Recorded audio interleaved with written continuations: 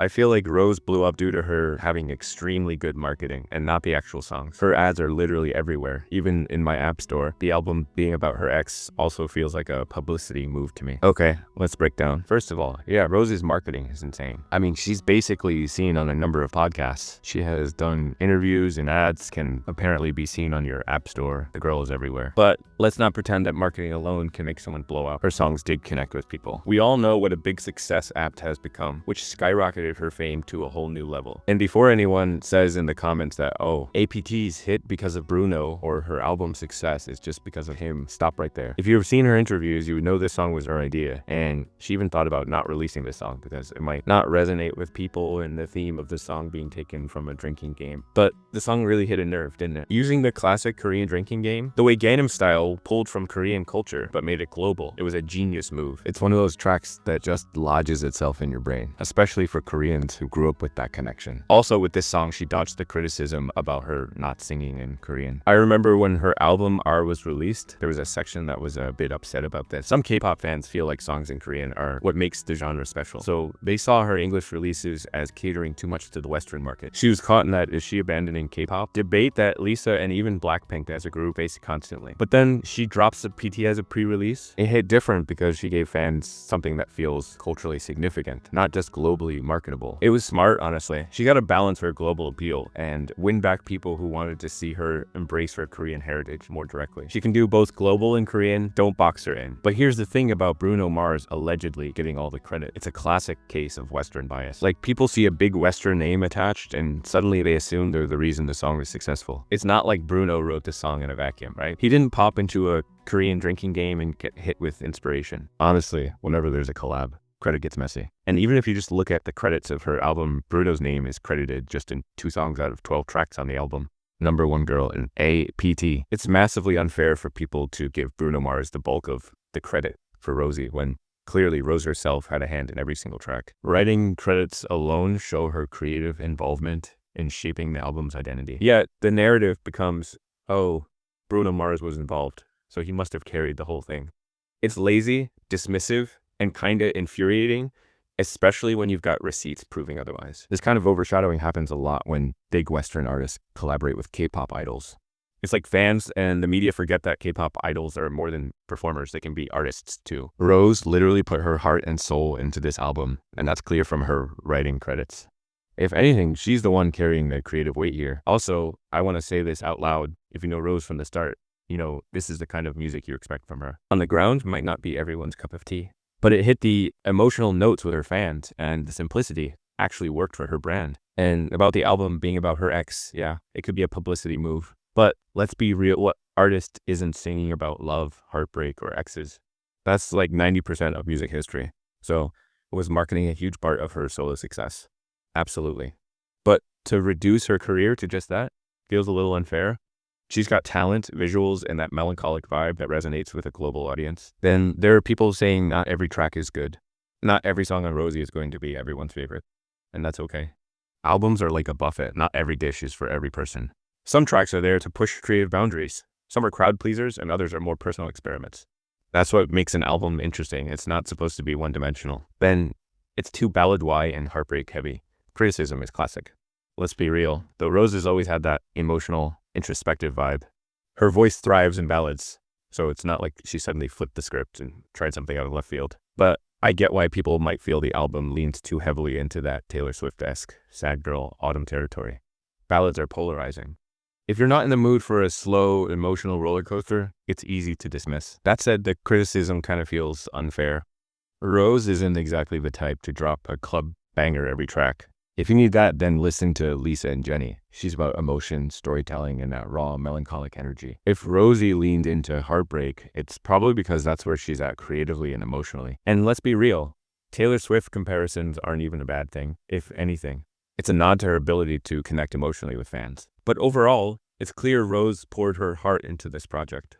You can feel it in the lyrics, the vibe, and even the way she's presenting herself this era.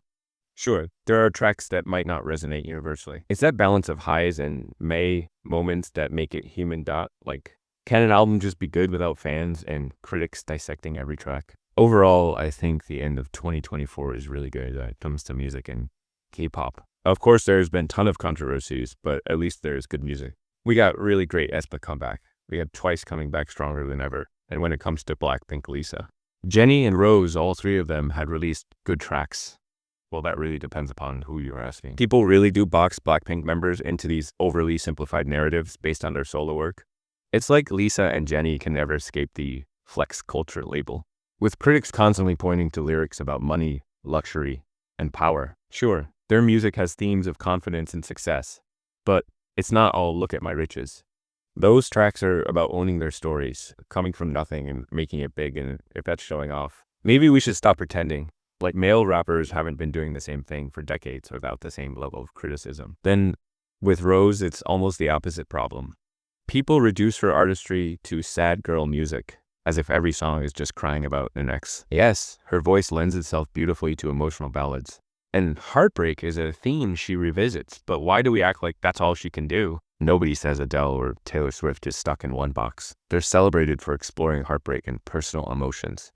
So why does Rose get hit with this narrow view? What's wild is how much weight we give to this one-dimensional criticism. Instead of appreciating the layers of their artistry, people focus on one recurring theme and use it as their entire argument. Like Jennie's solo work has vulnerable and introspective moments. You and Me is a good example. And Lisa's music highlights her hustle and identity beyond the glitz. Lisa and even Rockstar has elements of her Thai roots. Similarly, Rose has explored more than just sadness. Hard to Love and Apt is a good example. I don't know if it is just easier for people to nitpick when it's a woman flexing or being emotional. Also, there are some reviews that says written just for the sole purpose of tearing her down. Like this one says, as for this latest Rose album. Oh boy, what is there to say? This sounds like what you would get if you prompted an AI program to spit you out good 2024 pop album. Shout out to anyone who can enjoy this. Glad you're able to enjoy something that I get absolutely nothing out of.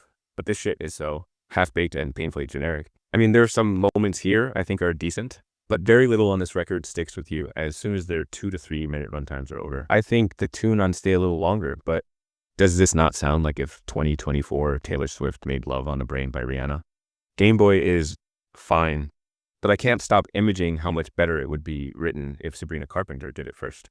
Drink or Coffee too, by far my favorite track here, but like New Jeans has songs that sound almost identical, but are 10x better. And I swear there are like 5 songs sound exactly like Toxic Till the End on 1989, over a decade ago. The worst offenders on this album are the songs that don't even resemble good artists. 2 Years is pretty much just a Gracie Abrams song, which is an achievement on its own because how do you even manage to copy an artist who themselves has just been copying another artist their entire career? Anyway, this album is painfully average to the extent where it actively annoys me. But at least it's better than Blackpink's last couple of albums. Maybe. Probably not. This review feels less like an objective critique and more like someone who went into the album with the sole purpose of disliking it. It's overly nitpicky, comparing Rosie to every pop artist under the sun and applying its copy of a copy. The constant comparisons, Taylor Swift, Rihanna, Sabrina Carpenter, New Jeans, Gracie Abrams, make it seem like the reviewer is reaching for reasons to dismiss the album as derivative. But honestly, in an era where pop music is so interconnected, are there even original sounds left? At some point, everything takes inspiration from something. You see, reviewers acknowledge some tracks are decent, like Stay a Little Longer, Gameboy, Drink, or Coffee, but instead of giving credit, they dismiss them with it's fine, but X artists would have done it better.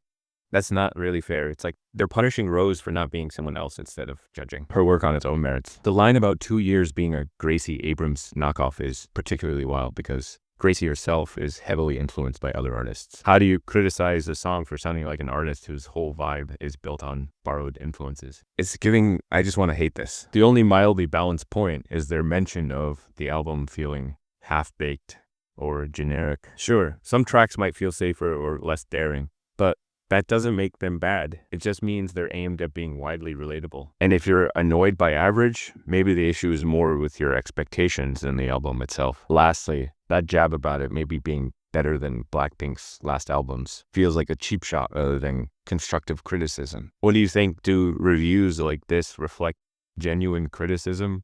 Or are they more about tearing down an artist just because they're a big name? Well, what's your favorite track on the album? Do let me know in the comments. And if you like this video, you may like others on my channel too. Thank you so much for watching.